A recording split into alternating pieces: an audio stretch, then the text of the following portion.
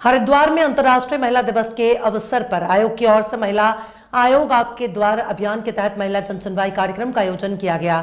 कार्यक्रम की अध्यक्षता राज्य महिला आयोग के अध्यक्ष कुसुम कंडवाल ने की। इस जनसुनवाई कार्यक्रम का उद्देश्य महिलाओं को उनकी समस्याओं के समाधान के लिए एक सशक्त मंच प्रदान करना और उन्हें प्रशासनिक अधिकारियों से सीधे संवाद का अवसर उपलब्ध कराना है। कार्यक्रम के दौरान घरेलू हिंसा, उत्पीड़न, संपत्ति विवाद, कार्यस्थल पर शोषण, भरण पोषण, दहेज उत्पीड़न समेत महिलाओं से जुड़े कई मामलों की सुनवाई की गई। इस दौरान महिला आयोग के अध्यक्ष, सदस्यगण और विभिन्न विभागों के अधिकारियों ने पीड़ित महिलाओं की समस्याएं सुनी और उनके समाधान के लिए संबंधित अधिकारियों को आवश्यक दिशा निर्देश दिए।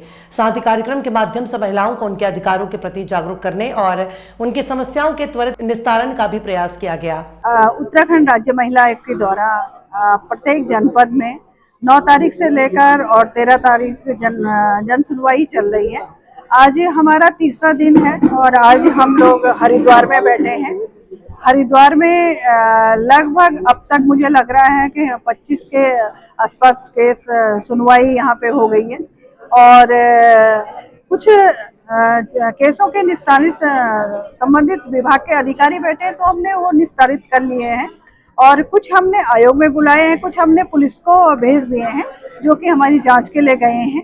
और अभी भी कई सारे लोग बैठे हैं, अभी हम उनको सुन ही रहे हैं।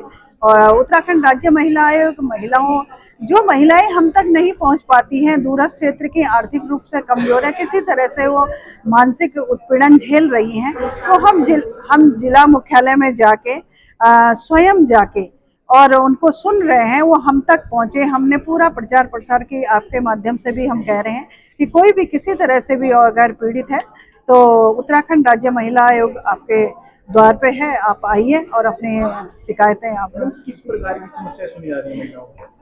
यहाँ पे हर तरह की है, मानसिक उत्पीड़न, पति पत्नी का, प्रॉपर्टी से लेकर और अन्य कई तरह के भी हैं, वर्क प्लेस के भी हैं, कार्यस्थल वाले भी हैं।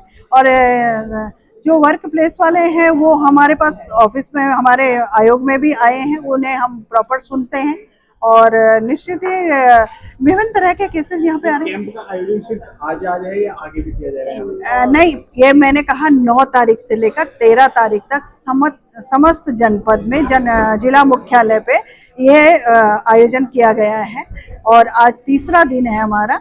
आज हम हरिद्वार में हैं और हमारे अन्य जनपदों में हमारी जो माननीय उपाध्यक्ष हैं, माननीय सदस्य हैं, वो अन्य जनपदों में वो सुन रही हैं।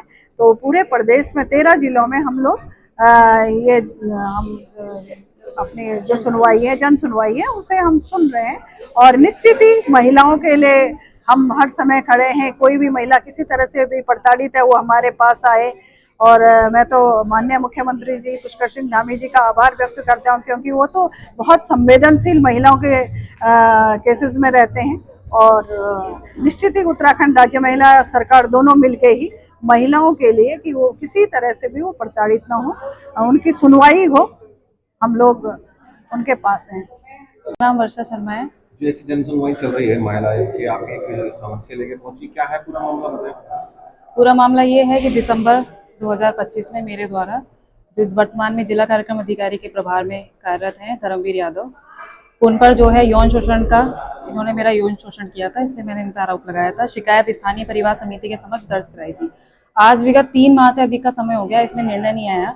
इसलिए मैंने माननीय अध्यक्ष महोदया से हाथ जोड़कर विनती की है कि इसमें मुझे न्याय दिलवा दीजिए, क्योंकि मेरा ट्रांसफर हो गया था। इस मामले में विभाग ने इस मामले में कोई कार्रवाई नहीं करी, उल्टा मेरे पर ही कार्रवाई करते हुए ट्रांसफर कर दिया गया। मैं उस पर स्टे लेके आई।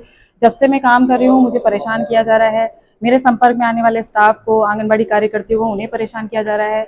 गवाहों को इन्फ्लुएंस करने का प्रयास किया जा रहा है। अपने ड्राइवर के माध्यम से आंगनबाड़ियों की निरीक्षण कराए जाते हैं, उनसे धमकवाया जाता है।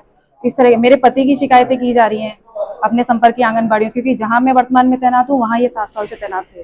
तो कुछ आंगनबाड़ियाँ इनके बहुत ज़्यादा इन्फ्लुएंस में हैं, तो उनसे जो भी है मेरा पीछा करवाना, मेरी जासूसी करवाना। ऑफिस में भी 1-2 स्टाफ है जो इनके इन्फ्लुएंस में है। ऑफिस की जो भी गुप्त बातें होती हैं वो उसके इनको बताते हैं, ये तुरंत शिकायतें डलवा देते हैं। शिकायतें उन आंगनबाड़ियों की डलवाते हैं जो मुझसे मिलने आती हैं या शिष्टाचार भेंट करने आती है, उनके स्पष्टीकरण जारी कर देते हैं।